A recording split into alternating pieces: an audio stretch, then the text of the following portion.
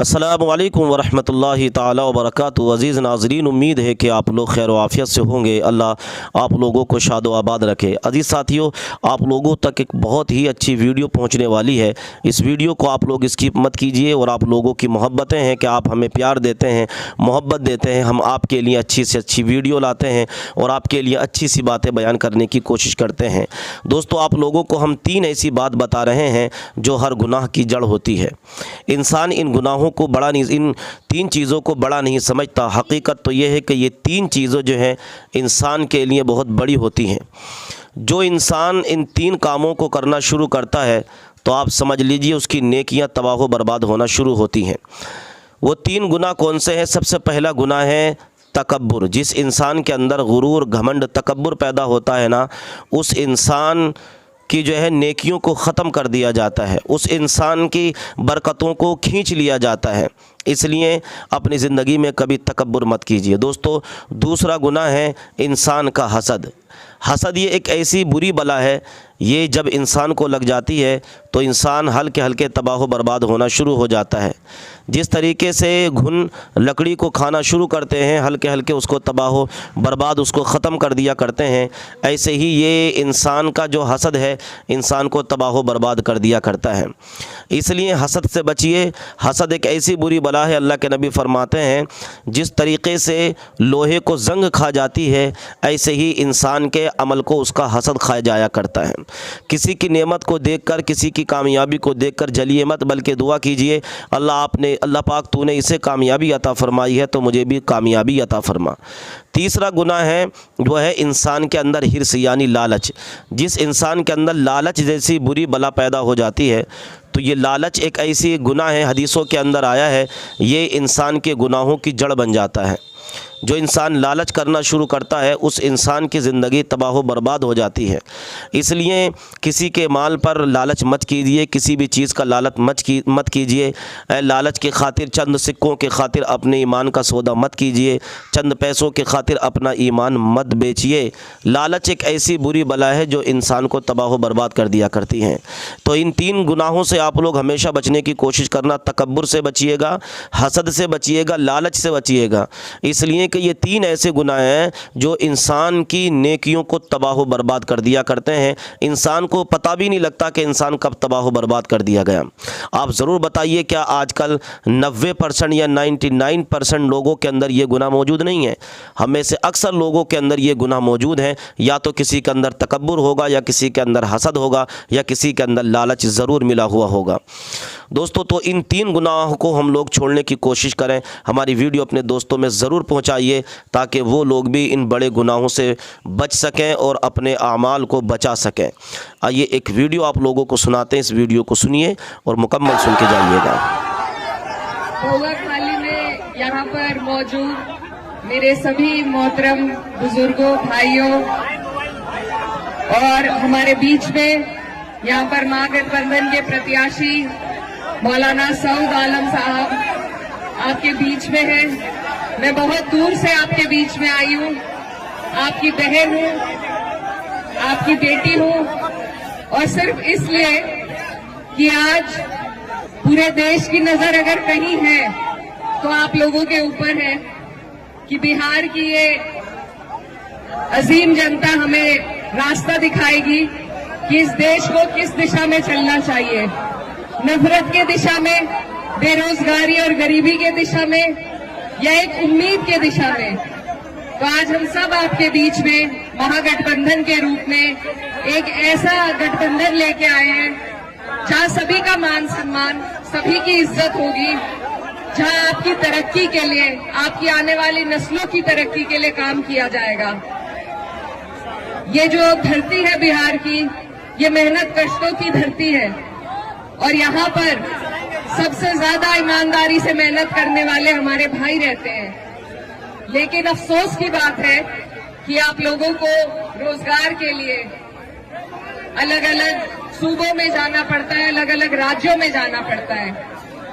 ये आपकी जो सरकार है ये आपको नहीं रोजगार देना चाहती, आपकी तरक्की नहीं चाहती है।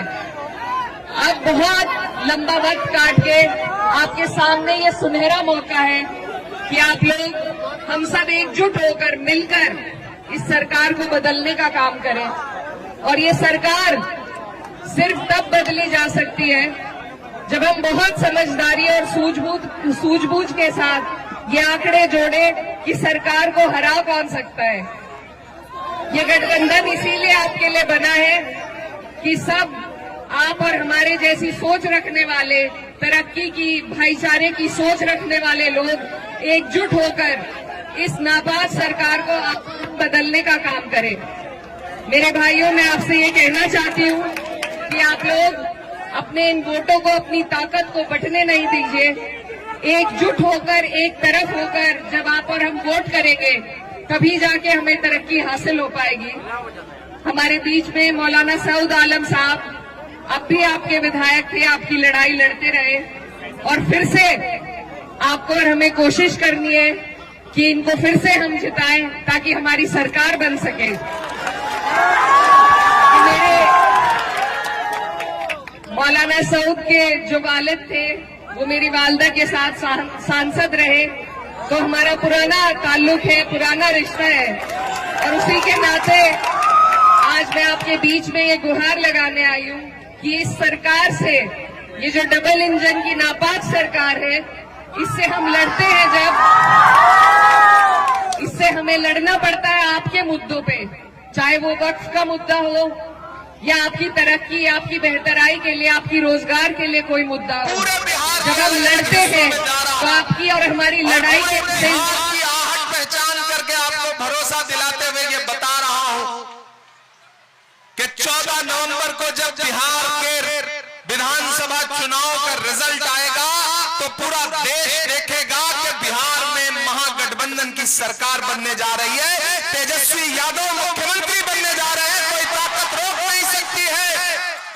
यहां मंच पर बैठे महागठबंधन के तमाम जो पदाधिकारी हैं, अलग अलग दलों के, राजद के तमाम पदाधिकारी, मुकेश सहनी जी के तमाम साथी, बाकी भी जो यहाँ पे सारे सहयोगी बैठे हैं, कांग्रेस पार्टी के तमाम पदाधिकारी जो यहाँ बैठे हैं, मैं उन सबकी मौजूदगी को सलाम करते हुए आपसे एक बात कहता हूं साथियों, मेरी नई नस्लों खास तौर से, पिछली बार भी आपने कुछ नहीं देखा था, सिर्फ हाथ के पंजे का निशान देखा था।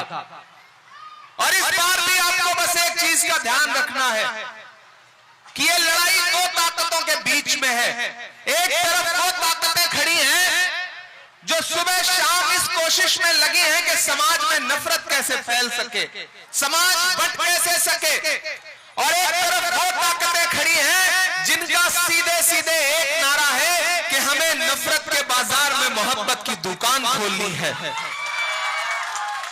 मैं राहुल गांधी जी का सिपाही बनकर के आपके बीच में आया हूं साथियों, और चंदन हमारे बहुत अच्छे साथी हैं, दोस्त हैं। इनकी कार्यप्रणाली को, इनके काम को सालों से देखता आ रहा हूं, इसलिए भी आपसे कहना चाहता हूं साथियों कि चंदन पर एक बार भरोसा जताइए। चंदन का नाम ही चंदन है।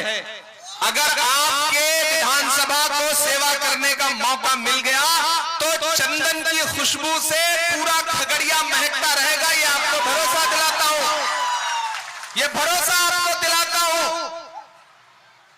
ये भाजपा वाले आपके बीच में आकर के चाहे जो समझाएं, एक चीज का ध्यान रखिएगा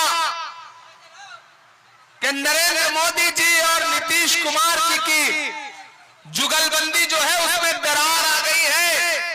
आज तक भाजपा नीतीश कुमार को मुख्यमंत्री का चेहरा मानने को तैयार नहीं है, और इधर पूरा महागठबंधन एकजुट होकर के नारा लगा रहा है कि अब की बार तेजस्वी सरकार। वो आपके बीच में आएंगे, नफरत की बात करेंगे, लेकिन महागठबंधन के लोग आपके बीच में आएंगे तो कहेंगे कि हमारी सरकार बनाइए। पूरे बिहार के एक एक परिवार से एक एक नौजवान को सरकारी नौकरी देने का काम करेगी महागठबंधन सरकार। हम मुद्दों की राजनीति करने के लिए आपके बीच में आए हैं साथियों। भाजपा और उनके सहयोगी दल एनडीए के लोग सिर्फ और सिर्फ नफरत की राजनीति करते हैं।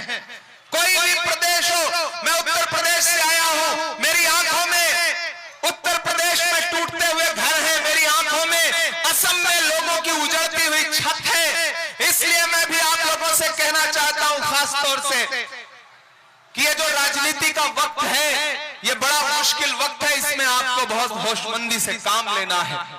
अदावत है, सियासत है, परिंदा है, शिकारी है। अदावत है, सियासत है, परिंदा है, शिकारी है, मगर इन सारी चीजों पर मोहब्बत अब भी भारी है। चंदन आपके बीच में मोहब्बत के पैरोकार बन के आए हैं। याद करो खगड़िया वालों कि जब पूरे देश में नफरतें सर चढ़ चढ़ के बोल रही थी, पूरे देश में कोई भी नेता आवाज उठाने के लिए तैयार नहीं था। ऐसे में हमारे नेता राहुल गांधी जी ने एक दिन कहा कि हम कन्याकुमारी से कश्मीर तक 4000 किलोमीटर पैदल चलेंगे, बस एक नारा लगाएंगे, नफरत छोड़ो।